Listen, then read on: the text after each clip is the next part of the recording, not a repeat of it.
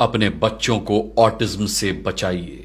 नमस्कार दोस्तों, मैं हूं आपके साथ अनुराग मुस्कान। इस अपील के साथ पीटीएम में हाजिर हुआ हूं कि अपने बच्चों को ऑटिज्म से बचा लीजिए, क्योंकि इस वक्त ये एक ऐसी बीमारी है जो बहुत तेजी के साथ बच्चों में पनप रही है, बच्चों में फैल रही है और दुनिया भर के डॉक्टर्स कह रहे हैं कि इस बीमारी का कोई इलाज नहीं है। अगर समय रहते आपने इसके सिम्टम्स अपने बच्चों में देख लिए और इस पर काबू करने की कोशिश की तो हो सकता है कि ये ऑटिज्म उनमें वहीं रुक जाए, न पनपे, न बढ़े, लेकिन इसका कोई इलाज नहीं है। और सबसे तेजी से अगर इस वक्त बच्चों में कोई बीमारी फैल रही है तो वो है ऑटिज्म। और जैसा कि डॉक्टर्स बता चुके हैं कि इस बीमारी का कोई निवारण नहीं है, कोई इलाज नहीं है, लेकिन यह बीमारी होती क्यों है और इसे काबू में कैसे किया जा सकता है, और सबसे बड़ी बात, कैसे पता चलेगा कि बच्चा ऑटिज्म का शिकार होने लगा है या वो ऑटिज्म का शिकार हो चुका है।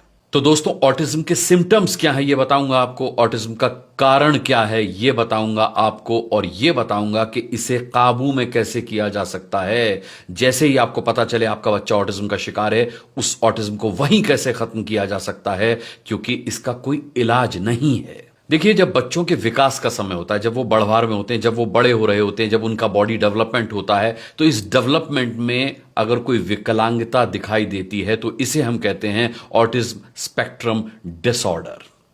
ये होता है ऑटिज्म। अब वो विकलांगता कैसी होती है ये भी मैं आपको बताऊंगा। देखिए, इन बच्चों को दूसरों से बात करने में बहुत कठिनाई होती है, ये सबसे पहला इसका सिम्टम होता है। इसके अलावा ये कुछ काम नहीं कर पाते हैं तो ठीक से नहीं कर पाते। ये कुछ हरकतें रिपीटेटिवली करते हैं, यानी कि बार बार करते हैं। डॉक्टर्स की माने तो इस बीमारी का कोई इलाज नहीं है, मैं आपको बता चुका हूं, और ये बार बार बताऊंगा, क्योंकि ये सबसे अहम बात है ऑटिज्म से जुड़ी हुई कि इसका कोई इलाज नहीं है। लेकिन अगर इसका जल्दी पता चल जाए, डॉक्टर्स कहते हैं, और जल्दी ही इसका ट्रीटमेंट किया जाए, यानी इसको रोकने का उपाय किया जाए, तो बच्चों की जिंदगी को काफी हद तक सुधारा जा सकता है। 12 महीने का, 12 मंथ्स का जब बच्चा हो जाता है तब पता चल सकता है कि इसको ऑटिज्म हो चुका है, इसको ऑटिज्म हो रहा है, या फिर इसके अंदर जो सिम्टम्स दिखाई दे रहे हैं क्या वो ऑटिज्म से रिलेटेड हैं, क्या वो ऑटिज्म से संबंधित हैं। उसके लक्षण आपको तब दिखने शुरू होते हैं जब बच्चा आपका 12 महीने का होता है। लेकिन 12 महीने के बच्चे में ये सिम्टम्स, ये लक्षण बहुत कम होते हैं। आमतौर पर, सामान्य तौर पर मां बाप शायद इसे नोटिस भी ना कर पाए। दोस्तों, शुरुआती लक्षण समय के साथ साथ बदल भी जाते हैं। पेरेंट्स के लिए यह जरूरी है कि वो बच्चों में ऑटिज्म के पैटर्न को देखें और जितना जल्दी हो सके इसका इलाज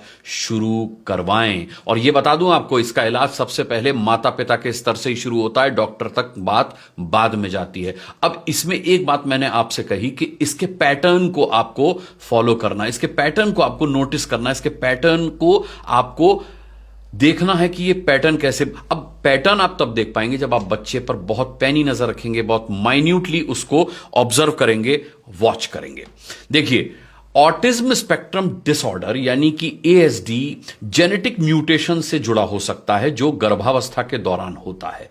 कुछ बच्चे गर्भावस्था के दौरान ही इसका शिकार हो जाते हैं और बाहरी कारक जो होते हैं वो इसे ट्रिगर कर देते हैं उन बच्चों को। यानी कि जो गर्भावस्था से ऑटिज्म का शिकार हैं, अगर वो जब पैदा हो जाते हैं, जब दुनिया में आ जाते हैं और उनको सही तरीके का पालन पोषण मिले, सही तरीके की परवरिश मिले, तो हो सकता है कि उनका ऑटिज्म खतरनाक स्तर तक न जाए। लेकिन बाहरी कारक जो ऑटिज्म को ट्रिगर करते हैं, अगर वो उनके संपर्क में आते हैं तो उनका ऑटिज्म बढ़ता जाता है, और ला इलाज तो यह है ही।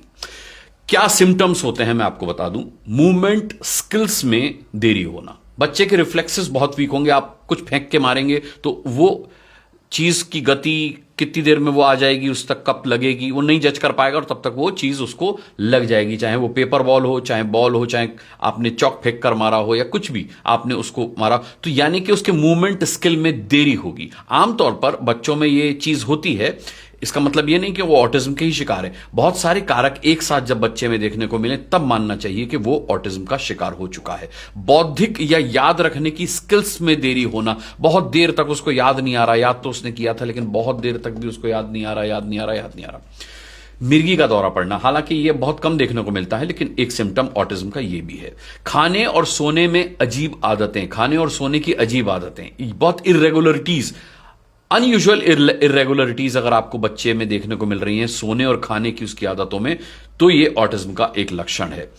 गैस्ट्रो इंटेस्टाइन समस्याएं, गैस्ट्रो इंटेस्टाइन की समस्याएं, यानी कि बच्चा बहुत ज्यादा जो है गैस से पीड़ित रहता है, गैस्ट्रो की बीमारी से ग्रसित रहता है, बहुत ज्यादा गैस उसको बनती है, तो ये उसका एक सिम्टम है।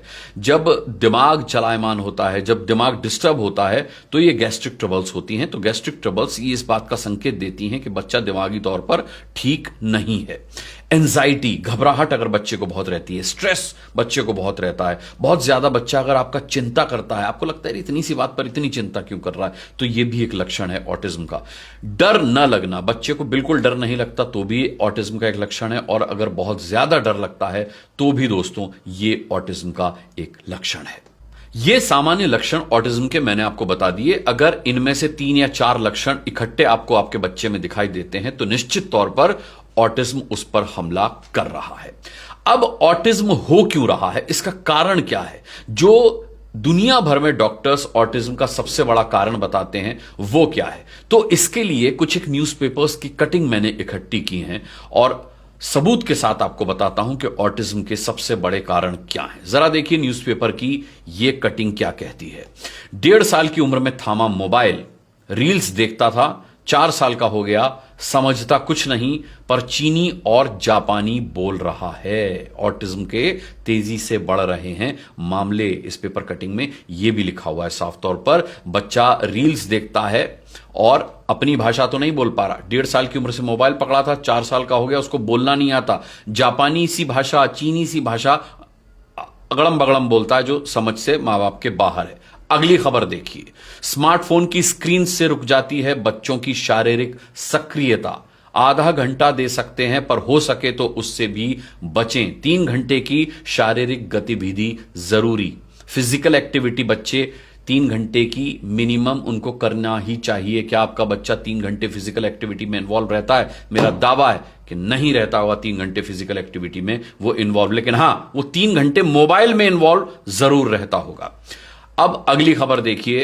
Here's how cellphone radiation can affect your child's health. Cellphone का रेडिएशन कैसे बच्चे की सेहत के साथ खिलवाड़ करता है। अगली खबर देखिए। मोबाइल की वजह से छात्रों को सिरदर्द, गर्दन दर्द और पढ़ाई में मुश्किल। पढ़ने के लिए मोबाइल तो जरूरी है, लेकिन कितनी देर, यह आपको सोचना पड़ेगा कि बच्चे को अगर पढ़ने के लिए आप मोबाइल दे रहे हैं तो कितनी देर के लिए दे रहे हैं, है ना। अगली खबर देखिए। केजीएमयू के डॉक्टर्स ने दी चेतावनी, फोन से निकलने वाली रेडिएशन से दिमागी कोशिकाओं को नुकसान। मोबाइल फोन से बच्चों में ब्रेन ट्यूमर का खतरा बढ़ा। ऑटिज्म की बात कर रहा हूं, यहां तो डॉक्टर्स एक कदम आगे बढ़ गए, वो कह रहे कि ब्रेन ट्यूमर का खतरा बच्चों में मोबाइल से बढ़ रहा है। अगली खबर देखिए। Mobile radiation ups cancer risk. Mobile के रेडिएशन से कैंसर का रिस्क बढ़ रहा है, यानी कि उस संख्या में उछाल आ रहा है। कैंसर पेशेंट्स की तादाद बढ़ रही है मोबाइल रेडिएशंस की वजह से। ब्रेन ट्यूमर, ऑटिज्म और अब ये कैंसर। अगली खबर देखिए।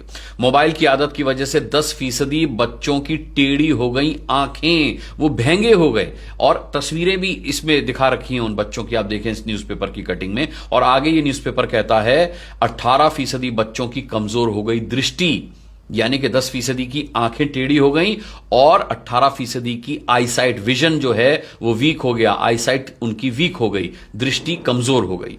अगली खबर देखिए। ड्रग्स से भी ज्यादा, ड्रग्स से भी खतरनाक है मोबाइल। फोन देने से मना किया तो बच्चे ने मां को डंडे से पीटा। देख रहे हैं आप, ड्रग्स से भी ज्यादा खतरनाक है मोबाइल। बच्चा डंडा लेकर मां के पीछे दौड़ रहा है, दौड़ ही नहीं रहा, पीट भी रहा है, क्योंकि मां ने मोबाइल फोन देने से उसे मना कर दिया था। यह साफ तौर पर ऑटिज्म का केस है। अगली खबर देख लीजिए। बच्चों का व्यवहार बदल रही है मोबाइल की लत। ये पीटीएम के पिछले एपिसोड में भी मैंने आपको बताया था कि मोबाइल से हार्मोन चेंज हो रहे हैं बच्चों के अंदर जो हार्मोन्स चेंज होते हैं वो उम्र से पहले हो रहे हैं मोबाइल की वजह से, क्योंकि मोबाइल पर वो ऐसा कंटेंट देख रहे हैं।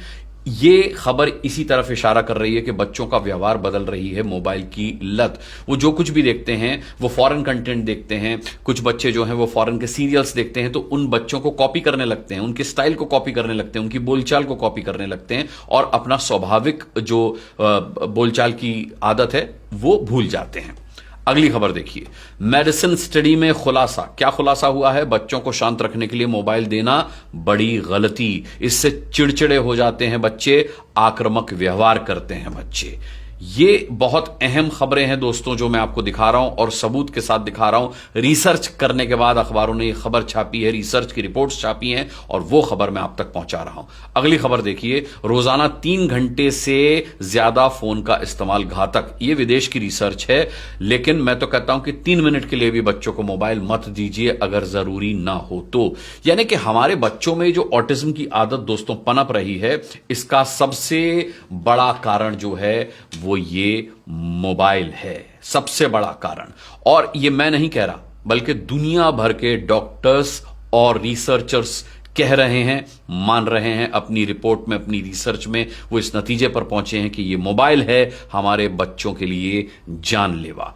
आपके बच्चों में अगर ये लक्षण है कि वो मूवमेंट स्किल्स में देरी आप उनके देख रहे हैं, बौद्धिक या याद रखने की स्किल्स में आप देरी देख रहे हैं, अगर उन्हें साथ में मिर्गी के दौरे पड़ रहे हैं, खाने और सोने की उनकी अजीब आदतें हैं, गैस्ट्रोएंटाइटिस की उनको प्रॉब्लम है, उस समस्या से वो आए दिन जूझते हैं, एंजाइटी है, स्ट्रेस है, या बहुत ज्यादा वो चिंता करते हैं, उन्हें डर बिल्कुल नहीं लगता या बहुत ज्यादा डर लगता है, तो अगर आप ये सारे सिम्टम्स अपने बच्चे में देख रहे हैं, इनमें से कोई 2 या 3 सिम्टम्स भी देख रहे हैं, तो सबसे पहले इस मोबाइल को अपने बच्चों से दूर कर दीजिए।